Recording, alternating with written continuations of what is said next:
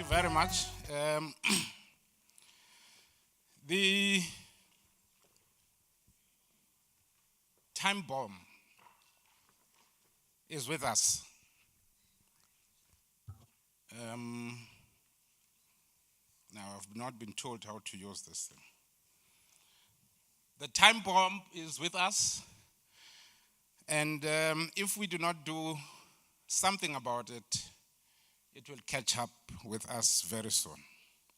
So today I want to talk about the challenge in our country with regards to skills development.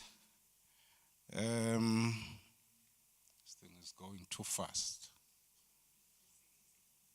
I'm pressing it. Okay, thank you. And to look at the instruments that are already in place and what impact do they have up to so far. But as the topic suggests, I'm talking about project incubation. I'm talking about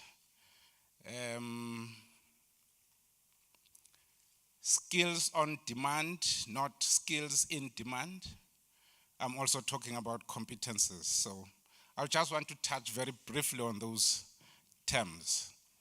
And then I'll talk about the inspiration that drives us at 2063, which makes us to do what we do. And of course, what we see as our contribution in this space. And then I'll conclude. Of course, this is a slide that, Okay, maybe I should stand here. From the Department of Higher Education, last year when they made a presentation to the Higher Education Commission, scary stuff in terms of unemployed youth. Of the 5.7 unemployed youth, 88% of those, 4.8 million, belong to those two categories. Most of them, 2.9 million, they have not completed their matric. And the 1.9 million have completed their matric, but they still remain unemployed. Now, this is the time bomb that I'm talking about. What do we do?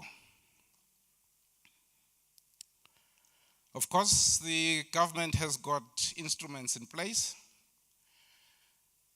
The National Skills Development Strategy is there to address these challenges. Of course, it talks about priority occupations. Mr. Ngasana talked about that. Skills and skills in high demand. But these interventions have been successful in some instances. Equally, we have had companies who are just doing the tick, on the box. And some of them are doing it just for compliance sake. And I think some of the unemployed people, when they enroll into these internships and learnerships, are there for the stipend. Very little about the learning and the experience. And of course, you find some of our members in our communities who are there for the taking. They can just make as much money as they can and go on with their lives.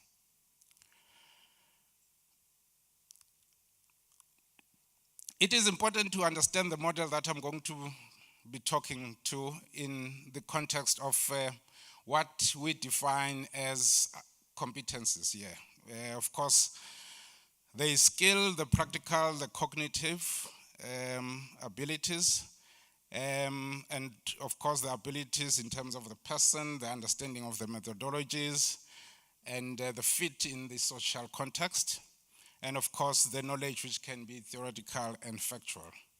Now, we tend to focus on the skill side of things, which creates a challenge that I think the two other speakers or three mentioned, that we do not cover the true spectrum of issues that needs to be covered. So as 2063 born in 2015, we have made some substantial strides in terms of addressing these challenges. Remember, we are an ICT cooperative. That's why I'm not talking about the fourth industrial revolution, because we understand what happens there and what needs to be done. So 2063 has been set up to address the AU's aspirations, because we think collaborating with our fellow Africans and the people in the diaspora will deliver the results that we desire. So there has been some initiatives, some of them, as you can see, have been successful, and some of them are still in the planning or implementation stage.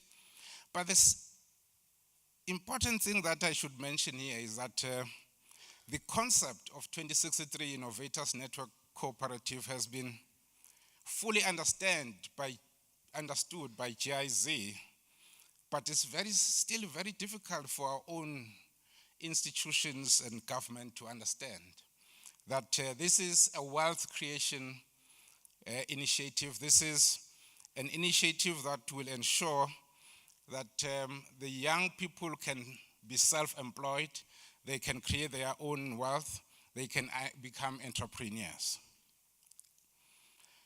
Now, how do we frame our intervention? Well, our socialization approach is based on the product framework. Those who do research will understand that. So 2063 adopted the same framework to say there's an idea, of course, some challenge, opportunity has been identified, and then we need to work on the features and the benefits of the solution that we are thinking of, and of course, properly structure the solution development process. And this is key. The solution development process, if it is not well thought, is not well structured, definitely what's going to come out of it is a mere exercise which is not going to address the real challenges. Of course, the project incubation is part of that, and of course the outcome is enterprises that come out of that. Now, the cooperative development model, in line with this previous slide, talks about identify the problem or the challenge or the opportunity, think about the objectives that needs to be addressed, and then you put the learners into these programs or the interns, okay, in terms of capacitation, etc. You know exactly in terms of what they need to do based on their job description, the competencies that they need to have, and of course, their performance and their experience, which you need to measure.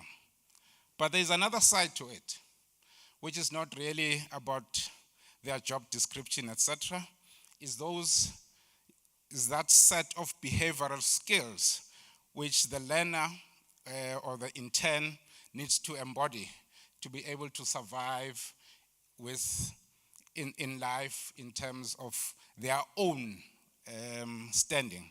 Now, the project that we are beginning to do, we are embarking on, seeks to address the question as to what are these behavioral skills that must be in place and why they should be there and how should they be developed and when they should be in place. Because we believe the minute we do that, we will have both the direct and indirect impact on the 333 challenges. So this is going to be an action research which we start in a week or so. Of course, the subjects are learners, interns. A member of the cooperative has agreed to partner with 2063 to do this research and development, which will be done by the relevant unit. It's going to focus on recruitment and assessment of selection of these interns and learners, look at their job descriptions, their reports, and so on, and competencies that they need to develop in relation to their jobs. But of course, focus on the behavioral skills, foundation learning competencies, career and work readiness, character and collaboration learning, and of course creativity and knowledge diffusion. And at the end of it is the enterprise development aspect. We already have an anchor client, which is 2063, by the way, and we are using our ecosystem, our framework, in terms of how the collaboration would work between business, academia, government, community, and how it interacts with the environment. The case study will be in Durban for 12 marketing and administrative interns. They will be assigned for mentors. It's a 12-month project. The other one is a telecommunication services learnership.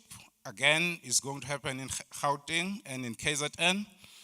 We'll divide the group into two, one experiment, one control, and they'll be assigned 20 mentors, and again, it's going to be a 12 months program.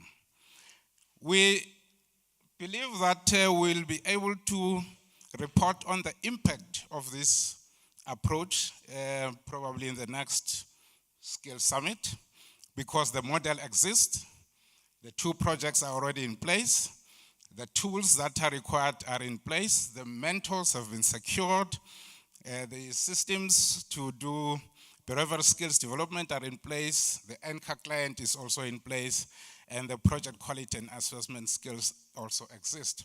What we just need, unfortunately, Mr. Ngasana is gone. It's a couple of partners to work with us. And that's all I have to share with you today.